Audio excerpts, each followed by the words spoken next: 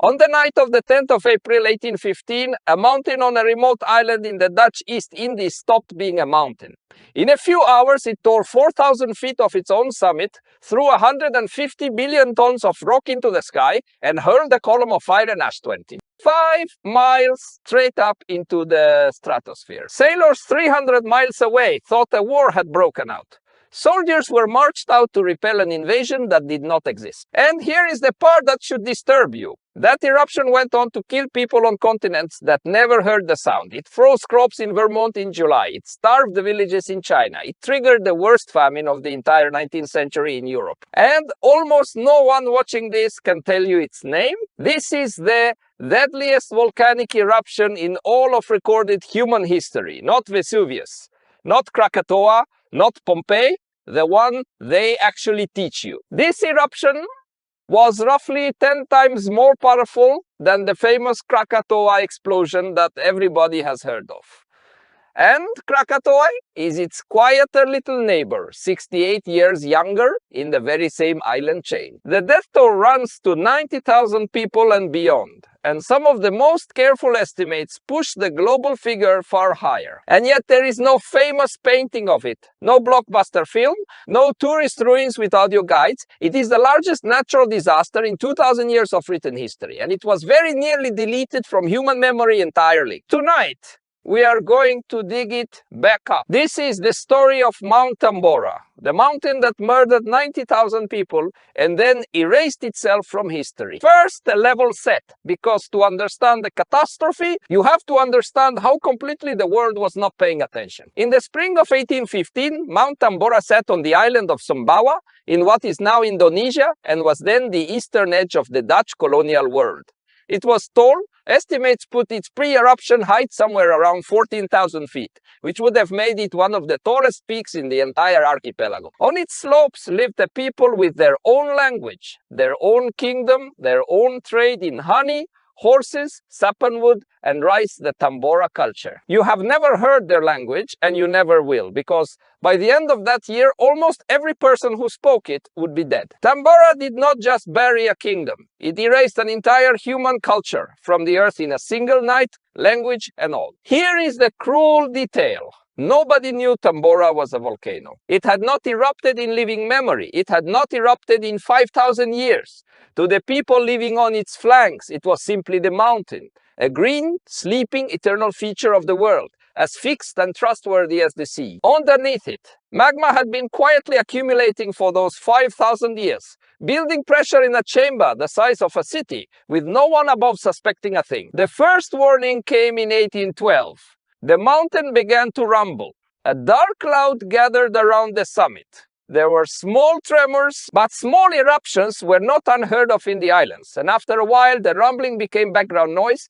People got used to it. They stopped looking up. For 3 years, Tambora cleared its throat, and the human beings living on it learned to ignore the sound. That is almost always how these stories go. The catastrophe announces itself politely for years, and we adapt to the warning instead of acting on it. Then came the 5th of April 1815, the first major explosion. It was loud enough to be heard hundreds of miles away, loud enough that the British garrison on Java, 800 miles distant, mistook it for cannon fire and dispatched troops, convinced a hostile fleet was attacking a neighboring island. Ash began to fall, the sun dimmed, and the people of Sumbawa finally began to feel afraid. But the eruption of the 5th of April was not the disaster, it was the warning shot. The real event was still 5 days away. Now we get to the eruption itself. The night of the 10th of April, 1815, at around 7 o'clock in the evening, the mountain detonated.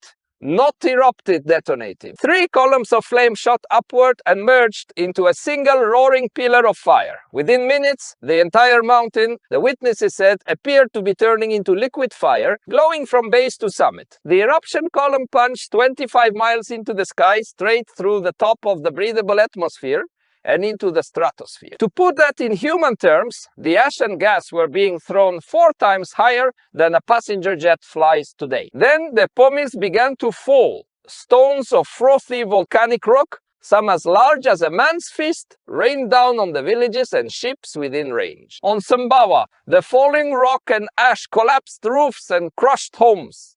Out at sea, ships found themselves sailing through a floating raft of pumice, so thick, 3 feet thick in places, that the crews could not row through it. Whole islands of solidified foam, miles across, drifted on the ocean for years afterwards, some still floating when sailors reported them 4 years later. And then came the part that did most of the killing, the pyroclastic flows. When an eruption column, this massive, collapses under its own weight, it does not drift gently down, it falls. Avalanches of superheated gas, ash and rock, glowing somewhere between 400 and 1,000 degrees, came roaring down Tambora slopes at the speed of a hurricane. They incinerated everything in their path. Villages, forests, people, all of it in seconds. The flows hit the sea and kept going, racing out over the water, and where they met the ocean, they flashed it into towering walls of steam. The collision of the pyroclastic flows with the sea generated tsunamis.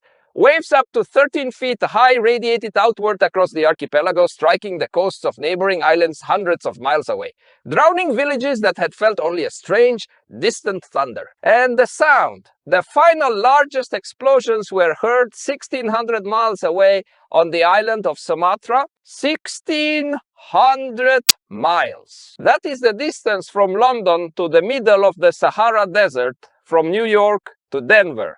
A mountain exploded, and a person standing across an entire subcontinent heard it as cannon fire. By the time the mountain finished, 3 days later, it had ejected enough material to fill a ditch a mile wide, a mile long, and over 6 miles deep.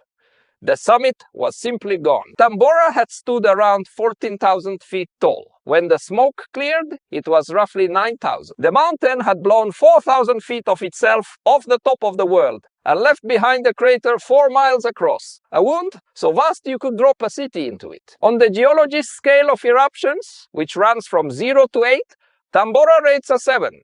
There has not been a confirmed 8, an even larger eruption, anywhere on Earth in the last 26,000 years. In all of recorded human history, nothing has come close. On Sumbawa and the islands immediately around it, the dying came in stages. First, the eruption itself, the pyroclastic flows, the falling rock, the tsunamis. Best estimates put the number killed directly on Sumbawa and the neighboring island of Lombok, somewhere between 10,000 and 12,000 people, in a matter of hours. But that was only the beginning, because the eruption had buried the island's entire food supply. Ash is not snow, it does not melt. It settled over the fields in a layer 1 to 3 feet thick, suffocating the rice crops, poisoning the soil, fouling the wells and rivers with sulfur. The trees that survived dropped their leaves, the horses, the livestock, starved, the drinking water turned acidic. And the people who had survived the night of fire now faced a slower, crueler death by hunger and thirst. Of the roughly 12,000 Tambora people who lived on the mountain slopes before the eruption, the number who survived can be counted in the dozens. The estimates of those killed by the eruption and the famine that followed it across Sumbawa and Lombok run to around 90,000 human beings. A British official named Sir Stamford Raffles, the Lieutenant Governor of Java, sent a man named Lieutenant Owen Phillips to Sumbawa to bring rice and to assess the damage. Phillips's report is one of the only eyewitness accounts we have of the immediate aftermath, and it is harrowing. He described the survivors as walking skeletons. He described corpses lining the roads. He described the desperate selling of children into slavery in exchange for food. One local ruler told Phillips that of his people, the great majority were already dead. Phillips's account is precise and it is restrained, and it is one of the very few times the world bothered to write any of this down at all. Now, 90,000 dead is the figure usually attached to Tambora.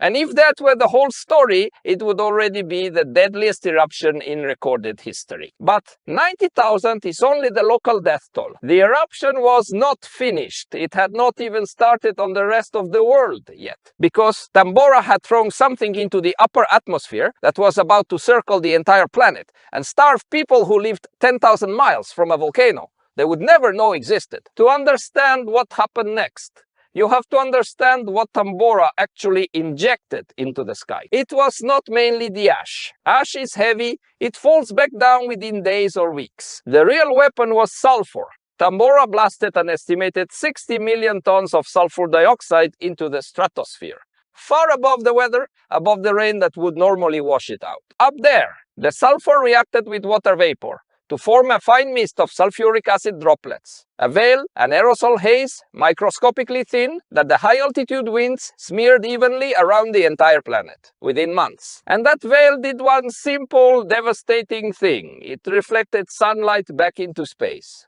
A planet is a heat engine and its fuel is sunlight. Dim the sunlight even by a small fraction, even by a single degree of average global temperature, and you do not get a slightly cooler year. You get a broken year, you get crops that fail to ripen, growing seasons that collapse, monsoons that arrive in the wrong month or do not arrive at all. The global average temperature dropped by roughly 1 degree Celsius. 1 degree does not sound like much, but that 1 degree spread across the entire surface of the Earth was enough to bend the weather of an entire planet out of shape for 3 full years. And the sky changed color across Europe and North America. People began to notice that the sunsets had turned strange. Deep, lurid reds, sickly oranges, purples and yellows that no one had ever seen.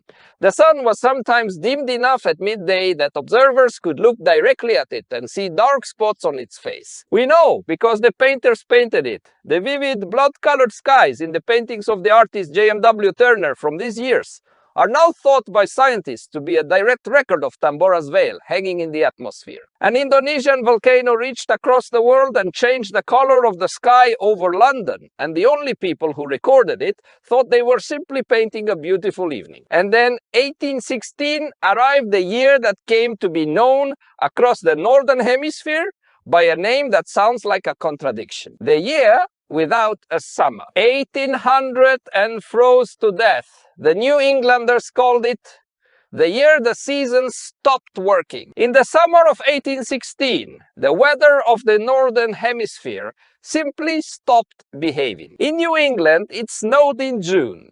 Frost killed the crops in Vermont, New Hampshire, and Maine again and again in June, in July. In August, every time the corn sprouted, a hard freeze came and killed it. Birds dropped dead in the fields. Newly shorn sheep froze to death. Ice formed on ponds in July. Farmers who had planted in hope watched their entire year's food turn black in the ground 3 separate times. By autumn, the price of grain had quadrupled and tens of thousands of New England families gave up. They packed what they owned and walked west into Ohio, Indiana, and Illinois in one of the largest migrations in early American history. Tambora helped settle the American Midwest. In Western Europe, it was worse. The cold, sunless summer and relentless rain rotted the harvest across France, Switzerland, Germany, the British Isles, and beyond. Switzerland and the surrounding regions were hit hardest. Grain prices in some areas rose by 300%. The harvest of 1816 failed almost completely across a huge swath of the continent. What followed was the worst subsistence crisis of the entire 19th century in the Western world. Famine, then disease, because the starving are easy prey for it. A typhus epidemic swept through the weakened populations and killed, by some estimates, on the order of 100,000 people across Europe. Bread riots, looting, and arson broke out from France to Britain. Grain warehouses were stormed. Governments declared states of emergency. In some towns, the desperate were reduced to eating moss, nettles, and the carcasses of dead cats. And there is a stranger legacy still. In June of 1816, on the shore of Lake Geneva in Switzerland, a small group of English writers found themselves trapped indoors by the cold, relentless, sunless rain of Tambora's summer. Among them were the poet Lord Byron and a young woman named Mary Shelley. To pass the dark days, Byron proposed they each write a ghost story. In that gloom, Under that volcanic sky, 18-year-old Mary Shelley began writing the story of a scientist who reanimates the dead. The novel was Frankenstein. One of the founding works of science fiction and horror was born out of a summer that a volcano on the far side of the world had stripped of its sun. In that same dreary season, Byron wrote a poem called Darkness, imagining the sun extinguished and the world dying in cold and famine. He thought he was writing a nightmare. He was, without knowing it, describing the news. And the catastrophe was not confined to the West. In China's Yunnan province, the cold destroyed the rice harvest for 3 consecutive years, producing a devastating famine. Desperate families sold their children, and farmers turned from rice to opium poppies, which tolerated the ruined climate. In India, the disrupted monsoon and the freakish weather are thought to have helped spawn a new, deadlier strain of cholera in the Bay of Bengal, a strain that then marched out of India and around the world in the first great cholera pandemic, eventually killing on a scale that dwarfs the eruption itself. So follow the chain. A mountain explodes on one island in Indonesia. 3 years later, a farmer freezes in Vermont. A family starves in Yunnan. A writer invents Frankenstein in Switzerland. And a new plague is born in the mouth of the Ganges. One eruption. One veil of sulfur, a wounded planet. So pull back, the deadliest eruption in recorded history, a wrecked global climate, famine on 3 continents, a new pandemic, and yet, until very recently, almost no one had heard of it. Why? How does a planet forget that it was nearly frozen? The first reason is distance. The people who died at the source, the 90,000 on Sumbawa and Lombok, were colonized subjects on the far edge of the European imagination, in an age that did not count such death the way it counted its own. There were no newspapers on Sumbawa. The Tambora culture that was annihilated left no one behind to write its history, because there was almost no one left at all. An entire people can be erased so completely that even their erasure goes unrecorded. The second reason is invisibility. The people who died far away, the starved of Europe and Asia, the victims of famine and typhus and cholera, did not know what had killed them. In 1816, no one on Earth understood that an Indonesian volcano could chill a planet. The connection between a distant eruption and a failed harvest was not scientifically established for more than a century. People knew the summer was cold. They did not know why. They blamed God, sunspots seen, lightning rods, anything. You cannot remember a villain you never knew you had. The deaths were real, but the cause was invisible. And the cause no one can see is a cause no one can mourn. And that is the real horror of Tambora. The reason it was erased from history was not a conspiracy. No government hid it. No church suppressed it. It was erased by something far more disturbing than a cover-up. It was erased by indifference, and by ignorance, and by distance. 90,000 people died at the source. And the world that felt the consequences never even learned to connect the famine on its own doorstep to the mountain that caused it. The greatest natural catastrophe in 2,000 years was forgotten, not because it was hidden, but because almost no one ever knew it was there to remember. So, what does this buried catastrophe actually teach us? First, the whole planet is a single connected system, and it is more fragile than it feels. 1 degree of cooling smeared invisibly across the sky was enough to break the food supply of 3 continents. The world that feels solid and permanent under your feet can be tilted by a single event 10,000 miles away that you will never see coming and may never even be told about. Second, the size of a catastrophe and the size of its memory have almost nothing to do with each other. We remember Pompeii, which killed perhaps 2,000 people, because Rome wrote it down and dug it up. We forgot Tambora, which killed at least 90,000 and reshaped the climate of the entire planet, because the dead could not write and the survivors could not see the cause. History is not a record of what mattered most. It is a record of what someone bothered to write down. On the night of the 10th of April 1815, a mountain on a forgotten island tore itself apart, killed a kingdom, and threw a veil of poison around the sun. A year later, it snowed in June in Vermont. Europe starved, China's harvest froze. A new plague was born in India. A teenage girl wrote Frankenstein in the dark. And the world, feeling all of it, blamed everything except the only thing responsible. Mount Tambora is still there. The crater is 4 miles wide and the silence inside it is total. It is the largest volcanic disaster in the history of the written word, and you can count on one hand the number of people who could have named it before tonight. Now you can, and that is the entire point. The catastrophes that shape your world are not always the famous ones. Sometimes the biggest event in 2000 years is the one nobody bothered to remember. The mountain did not erase itself. We did by looking away. So the next time someone tells you the most important things in history are the ones in the textbook. Remember the mountain that murdered 90,000 people, bent the weather of an entire planet, and very nearly slipped out of human memory forever, simply because nobody cared enough to write it down. If you want more episodes that dig up the enormous events history quietly buried, the disasters and turning points you were never taught, subscribe. There is a lot of history left to explain, and the biggest stories are usually the ones nobody told you.